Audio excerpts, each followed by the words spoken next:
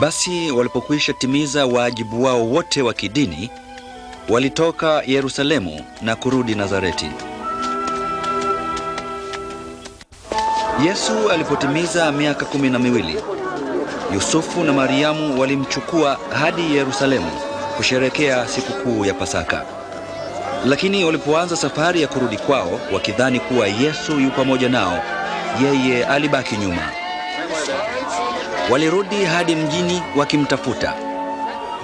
Siku ya 3 walimkuta hekaluni amekaa na viongozi wa dini wa Wayahudi. Walimu hao walistaajabia hekima na majibu yake.